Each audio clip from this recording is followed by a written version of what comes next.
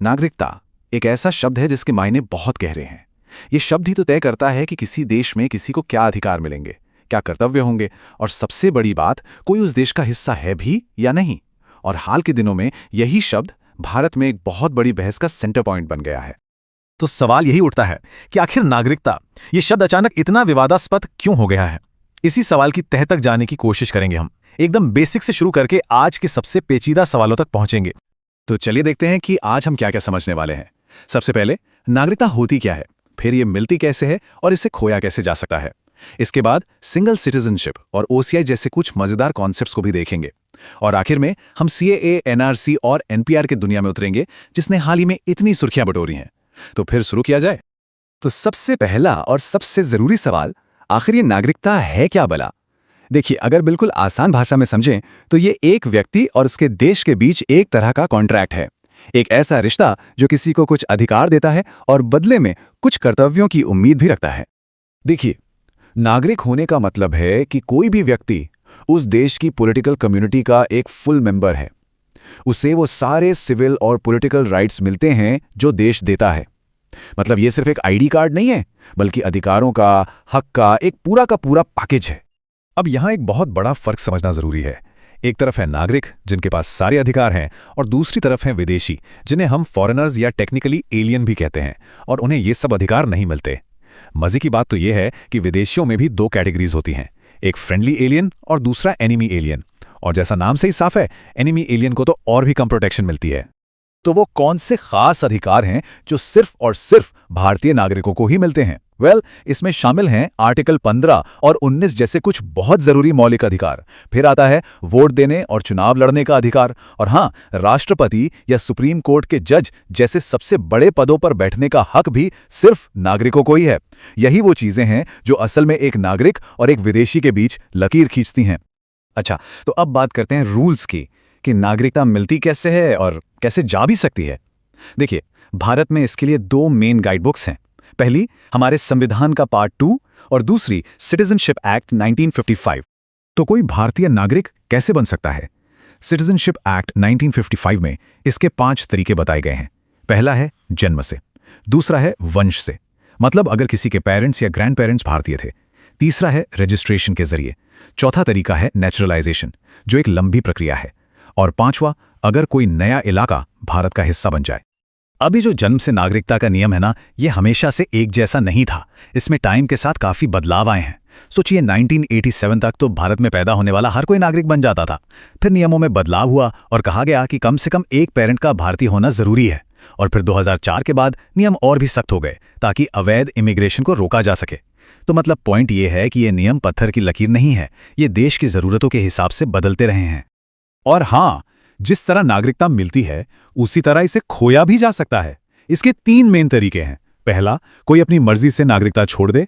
दूसरा, अगर कोई किसी और देश की नागरिकता ले ले तो भारत की नागरिकता अपने आप खत्म हो जाती है। और तीसरा, कुछ सीरियस मामलों में जैसे धोखाधड़ी या देश के साथ गद्दारी, तो सरकार भी नागरिकता छीन सकती है। चलिए आप एक ऐसे कॉन्सेप्ट पर आते हैं जो भारत में बहुत यूनिक है, सिंगल सिटीजनशिप। और साथ ही बात करेंगे ओसीआई की, एक ऐसा टर्म जो अक्सर लोगों को कंफ्यूज कर देता है। जैसे अमेरिका या स्विट्जरलैंड में किसी के पास स्टेट की और देश की दोनों नागरिकता होती है, लेकिन भारत में ऐसा नहीं है। कोई चाहे तमिलनाडु में रहे या पंजाब में, पहचान सिर्फ एक है, भारतीय। हमारे संविधान बनाने वालों ने देश की एकता को मजबूत करने के लिए यह सिंगल सिटीजनशिप का सिस्टम अपनाया था। तो ये ओसीआई क्या है? इसका फुल फॉर्म है ओवरसीज सिटीजन ऑफ इंडिया। ये उन लोगों को दिया जाने वाला एक स्पेशल स्टेटस है जो हैं तो भारतीय मूल के, पर अब किसी और देश के नागरिक बन चुके हैं। पर एक बात बिल्कुल साफ समझनी होगी, ओसीआई का मतलब ड्यूअल सिटीजनशिप यानी दोहरी नागरिकता बिल्कुल भी नहीं है। हमारा संविधान इसकी इजाजत नहीं देता। तो फिर ओसीआई होने से मिलता क्या है? समझिए कि किसी को भारत आने जाने के लिए लाइफ लॉन्ग वीजा मिल गया। वो यहां आर्थिक लेन देन भी कर सकते हैं, लेकिन वो यहां वोट नहीं डाल सकते, कोई सरकारी पद नहीं ले सकते और ना ही खेती की जमीन खरीद सकते हैं। तो साफ है, ये नागरिकता नहीं है, बल्कि कुछ खास सुविधाओं वाला एक स्पेशल स्टेटस है। और अब आते हैं उस टॉपिक पर जिसने हाल के दिनों में सबसे ज्यादा हलचल मचाई है, सीएए, एनआरसी और एनपीआर। ये वो नए और पेचीदा सवाल हैं जो हमारे मौजूदा कानूनी ढांचे के सामने खड़े हुए हैं। तो सीएए यानी सिटीजनशिप अमेंडमेंट एक्ट 2019 आखिर करता क्या है? ये कानून 3 पड़ोसी देशों अफगानिस्तान, बांग्लादेश और पाकिस्तान से आए 6 अल्पसंख्यक समुदायों के लोगों के लिए भारतीय नागरिकता हासिल करना आसान बनाता है। शर्त यह है कि वो 31 दिसंबर 2014 तक या उससे पहले भारत आ चुके हों।